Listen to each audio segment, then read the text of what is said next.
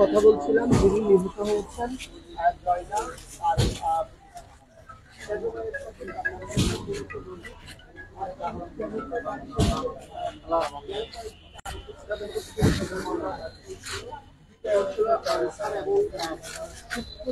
কক্সবাজার বড়বাজার থেকে যে ব্যবসায়ী জয়নালের মরদেহ উদ্ধার হয়েছে তাকে কক্সবাজার সদর হাসপাতালের মর্গে নিয়ে আসা হয়েছে।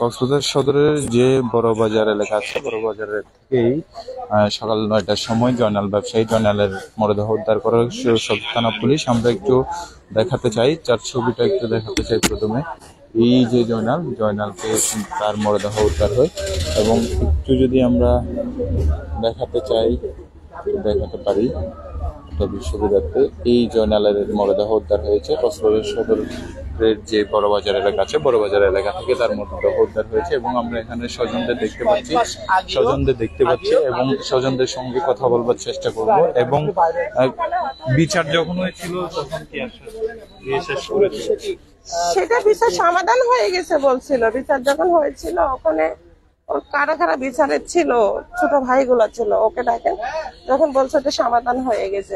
ও কিন্তু ওখানে বাজারে আজকে দীর্ঘদিন আছে, বাজার কমিটি কখনো বলতে পারবে না এই ছেলেটা কারোর সাথে বেয়াদবি করেছে, খারাপ আচরণ করেছে, খারাপ ব্যবহার করেছে, এই জিনিসটা কখনো বলতে পারবে না। আর বাজার কমিটি যদি কেউ খারাপ আচরণ করলে, খাঁচার ব্যবহার করলে, ওকে কখনো ওখানে দোকান দেওয়ার জন্য ওকে সম্বোধন দিত না, নিজে প্রতিষ্ঠান খুলতে পারতো না, নিজে ব্যবসা করতে পারতো না। এই ছেলেটা ভালো না এটা বলতো, কিন্তু এ ধরনের কোনো রিপোর্ট আসে নাই। আর যাদের যদি খারাপ লাগতেছে, ও দোকান দিচ্ছে খারাপ লাগতেছে, বা ওর যে মালিকের কাছে আছে ওনাই যদি বলে যে তুই দোকান দিচ্ছিস আমার সমস্যা হচ্ছে, তুই দোকান দিস না, তাহলে একটা কিছু করা যাইতো, তুই দোকান ছেড়ে দে, এরকম কোনো ধরনের অভিযোগ আসে নাই। ও কালকে রাত্রে বাসায় গেছে, বাসায় যেয়ে আমদানি করছে, টাকা তুলছে, মাল অর্ডার দিয়েছে। আর যদি ওর মৃত্যুর যদি ইয়ে থাকলে ও কালকে আমদানি তুলি বাসায় যেয়ে মাল অর্ডার দিত না। মালটা কি করবে অর্ডার দিলে, আমি তো সকালে মরেই যাবো সেটাই ভাবতো, সেটা ভাবে নাই। ও সকালে কেন মাল অর্ডার দিল?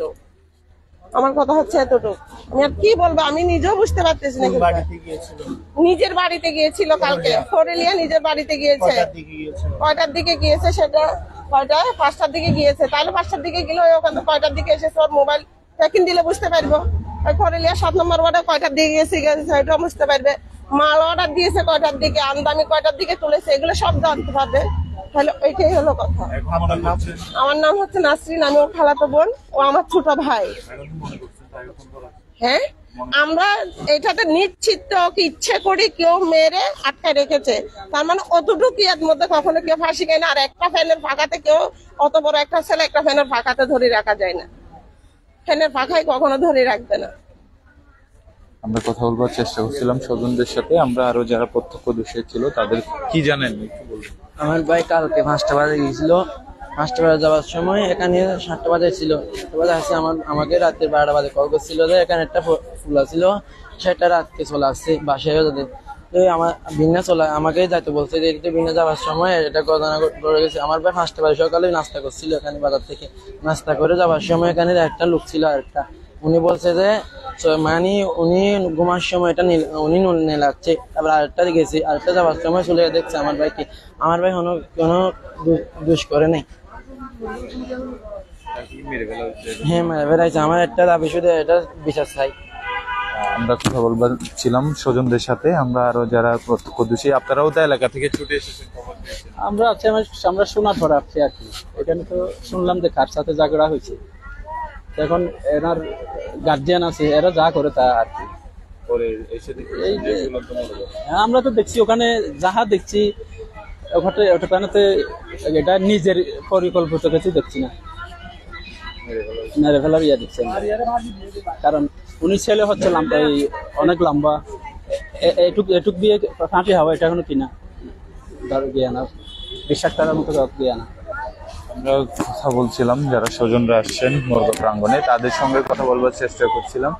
তারা বলছেন যে তাকে মেরে ঝুলিয়ে দেওয়া হয়েছে, ঝুলন্ত মরদেহ জয়নালের তাকে উদ্ধার করা হয়েছে এবং সেখানে যে ঝুলিয়ে দেওয়া হয়েছে তারা প্রত্যক্ষদর্শী, তারা বলছেন যে তাকে মেরে ঝুলিয়ে দেওয়া হয়েছে সেটি বলছেন পূর্ব পরিকল্পিতভাবে, এবং যারা স্বজনরা আসছেন তারা হাজারিতে ভেঙে পড়ছেন। আমরা সে বিষয়টি লক্ষ্য করছি এবং মর্গ প্রাঙ্গণে দেখছেন যে সুবাহত মানুষ তারা এসেছেন এবং তারা এখানে দেখছে যে আহাজারি করছে।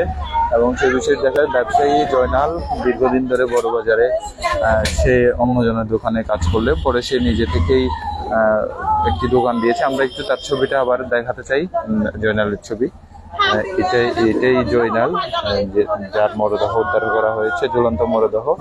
এবং সে একটি ভাড়া বাসাতে থাকতো কক্সবাজার শহরের যে বড় বাজার এলাকা, সেখানে একটি ভাড়া বাজারে থাকতো বলে আমরা জানতে পেরেছি।